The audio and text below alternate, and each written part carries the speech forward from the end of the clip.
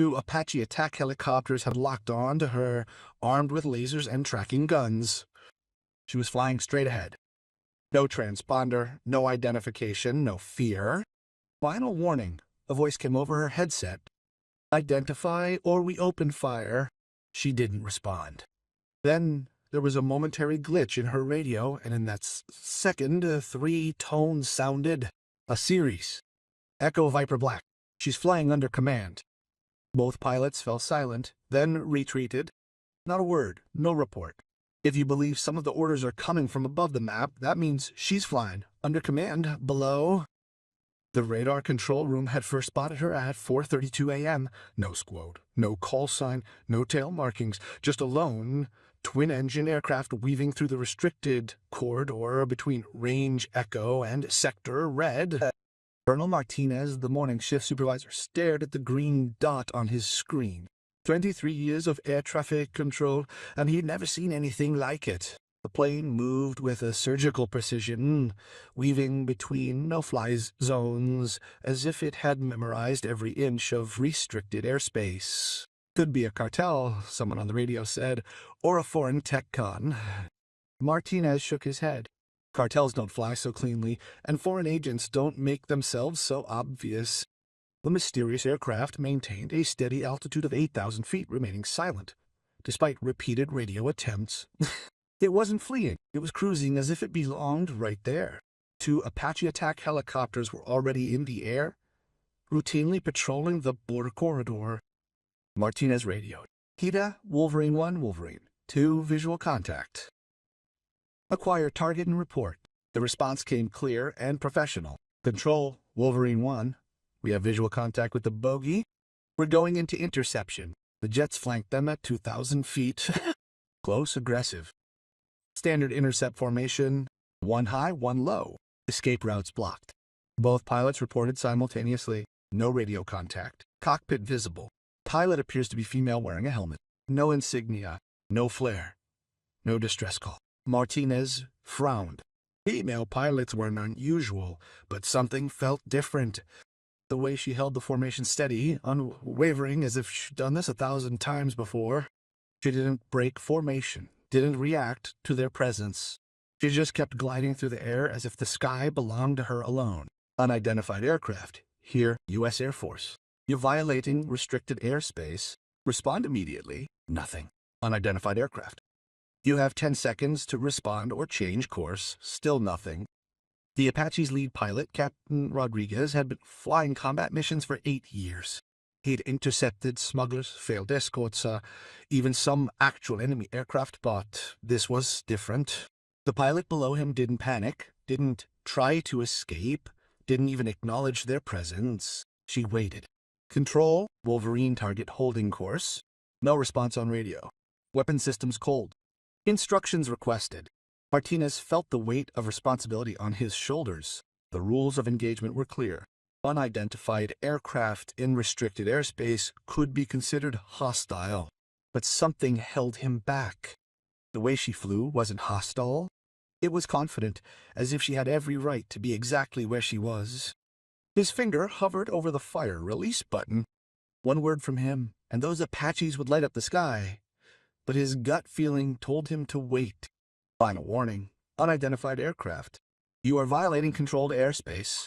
Change course immediately, or we will open fire. The words were echoed over the radio frequencies. In the control room, 6 technicians held their breath. In the cockpits of the Apaches, 2 pilots were arming their weapon systems. Rodriguez's targeting computer had locked on. His finger found the trigger. All he needed was clearance from the controls. Still no response. But then, at 4:37 a.m., both Apaches received a signal on encrypted radio channel Alpha 0. That channel hadn't been used in 9 years. Captain Rodriguez nearly jumped out of his flight suit as his radio crackled on a frequency that shouldn't exist. Alpha 0 was a ghost channel, an obsolete code from operations so deeply classified that they'd forgotten about them. The signal was brief. Static at first, then 3 tones. Low, medium, high. A series of events that he had only ever heard once previously during a strictly confidential meeting, a meeting which was never officially recorded. Then, a line, Echo Viper Black. She's flying under orders. No designation, no source code, but the voice was calm, matter-of-fact, and final. Rodriguez's hands trembled on the controls. During his time at Nellis, he'd heard rumors of Echo Viper Black, whispers in the pilot's lounge about aircraft that didn't exist, missions that never happened, and operators who answered to no one in the traditional chain of command. The lead pilot winced. He glanced at his co-pilot, Lieutenant Hay, whose face had gone pale behind his helmet's view screen. "Did you hear that?" "Abort. That wasn't a request." Rodriguez's training kicked in. When you heard those 3 tones, you didn't ask questions. You didn't hesitate. You followed the protocol that was written above the protocol. "You know what Echo Viper Black means." Hay's voice was barely above a whisper. "I've only heard rumors. Deep black ops, presidential authorization, things that make special access programs look like public information." Both Apaches turned sharply east and lost contact. Their targeting systems went dead. Their weapon safety locks automatically engaged. They no longer reported back to base. They didn't report the signal. They simply disconnected. Back in the radar center, Colonel Martinez watched in confusion as his interceptors suddenly broke formation and headed away from the target. Wolverine 1 status. "Why are you breaking radio silence?" Wolverine 1 answers. That was a direct order. There was silence. Martinez reached for the emergency phone, but before he could dial, something extraordinary happened. The unknown aircraft simply vanished from the screens. Not disturbed, not cloaked, simply gone. One moment it was there, a clear echo on 3 different radar systems. The next moment the sky was empty. Martin stared at the screen. His mind was racing. He had never seen anything like it in years. Aircraft didn't just disappear unless they crashed or were shot down. And this one had simply vanished. "Sir," the technician next to him pointed to the communications logbook, "though we're receiving a priority message from Wolverine Flight." Martinez picked up the headset. "Wolverine 1, report. Control, Wolverine 1. Intercept mission complete. Departing target area. Returning to base. Wolverine 1, explain your status. Why did you abort without authorization?" A long pause. Then, control mission parameters changed. Cannot be discussed over open channels. Wolverine Flight returning to base. Martinez knew he couldn't dig any deeper. Some things in the military were classified above his clearance. But the change in Rodriguez's voice, from confident pilot to something almost respectful, told him everything he needed to know. Whoever was flying that plane had an authority that reached higher than anyone in the room. Higher than the base commander, higher than the Pentagon, perhaps higher than anyone should know. If you've ever experienced respect so deep that it transcends the chain of command, tell that story to someone who understands that true authority doesn't come with volume. Later that week, an anomaly was reported. Unidentified flying object entered controlled airspace, escorted, then lost contact. No combat. Pilots refused debriefing. The report landed on Major Sarah Chen's desk. Internal Affairs. Chen had built her career on finding answers to questions others would rather have buried. Anomaly reports were her specialty. The unusual, the inexplicable, the deliberately obscured. But this case felt different from the moment she opened the file. 2 veteran fighter pilots, both with impeccable service records, suddenly couldn't recall critical details about a routine intercept mission. Their debriefings were nearly word for word, as if they had rehearsed them. An internal investigator pulled up archival mission logs from 10 years ago.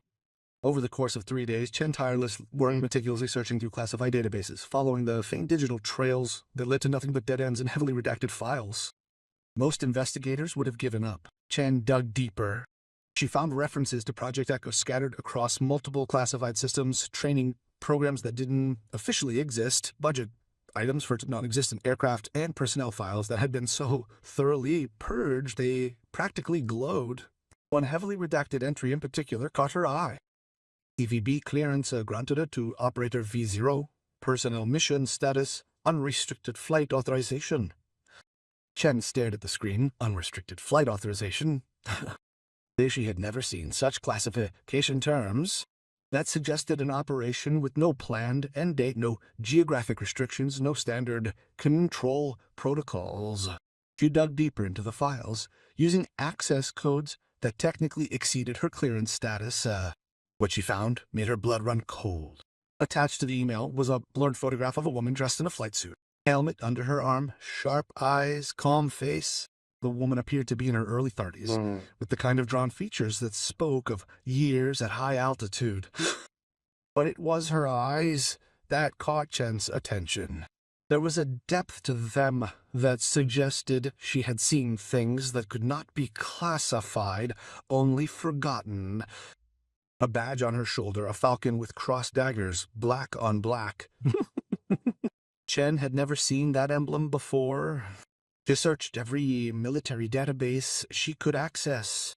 No hits, no unit history, no official recognition. Stitched beneath it in charcoal thread was the word Echo Viper Black. This badge wasn't on any uniform roster because the unit was supposedly not supposed to exist. Chen's hands shook as she printed the file. This wasn't just classified.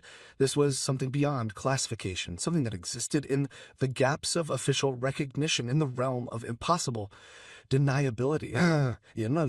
She had heard whispers of such operations during her time at the Pentagon. Black programs, so secret, they had their own gravity. Operations that reported directly to the president and bypassed the entire military chain of command. Certain people said that it was a final surveillance department established on the president's orders. Others claimed it was just a pilot, a plane sent where satellites couldn't go. The truth was probably simpler and more terrifying. Someone had given one person unlimited authority to go anywhere and do anything in the service of national security, and that person was still out there. Chen closed the file and locked her computer. Some secrets were too dangerous to pursue, even for someone whose job it was to uncover the truth. However, the photo kept recurring in her thoughts, the woman's eyes captivating her attention. They seemed to penetrate directly through the camera lens, suggesting she already anticipated that someone would seek answers one day and that she was entirely unbothered by the prospect of never being found. Bend out. No one had ever seen her land. 2 weeks later, the Apache pilot received a plain envelope. Captain Rodriguez had tried to forget the incident, to convince himself that it had been just another routine intercept, nothing more. But the dreams kept coming. Dreams of 3 tones and a voice that demanded respect without raising his voice. He was checking his mailbox slot in the squadron's ready room when he found it. A plain manila envelope, his name in black letters on the front. No postmark, no return address, just his name on the envelope. Inside was a single photograph, a shot of his own attack helicopter from above taken at 0466. The timestamp was burned into the corner of the photo, 043622, the exact moment he held the intercept formation as he focused on the mysterious craft below him. But this photo was taken from above, from behind, at an angle that should have been impossible. The angle could only have been possible if it had been from their plane. Rodriguez studied the image with growing amazement. The detail was incredible.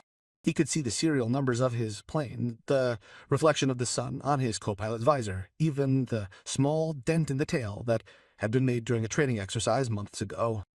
Whoever had taken the photo had been watching him while he watched them. The hunter had become prey, and he had never noticed. There was a hastily written message in ink on the back, stating, "You followed the signal. This implies you still remember."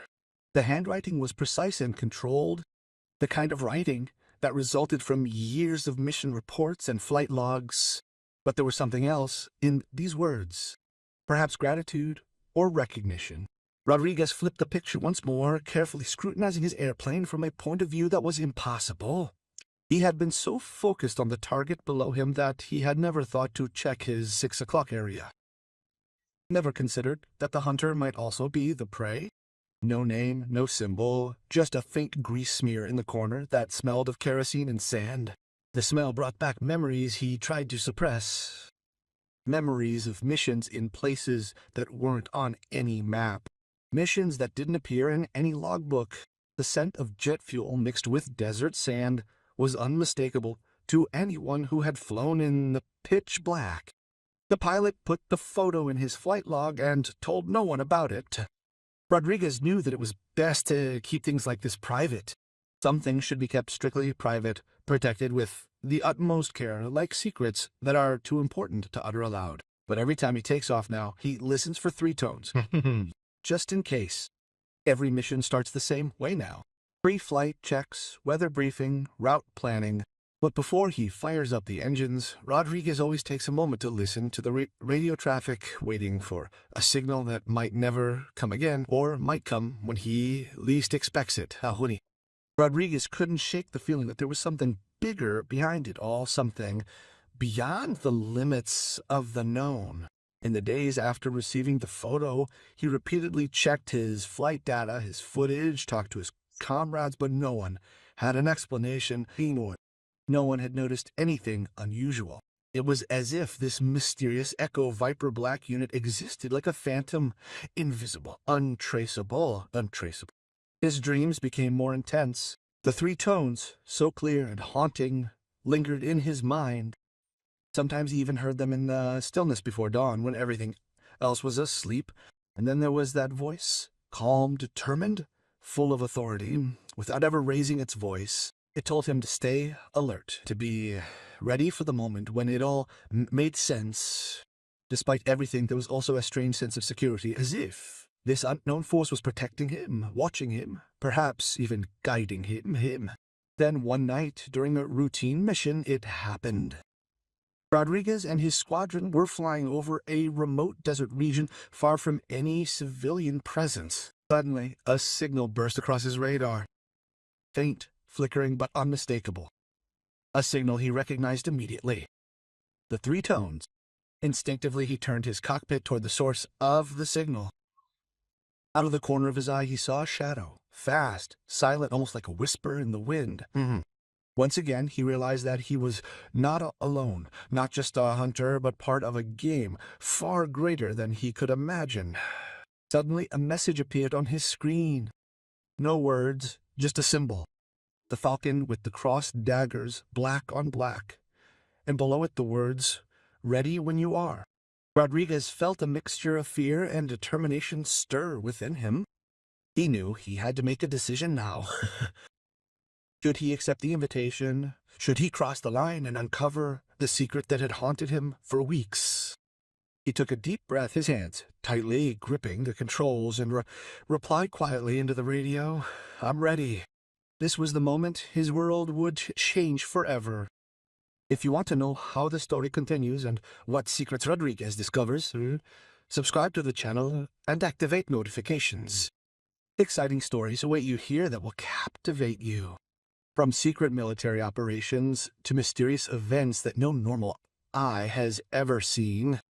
Stay tuned and join us on this incredible journey into the shadows of the Force.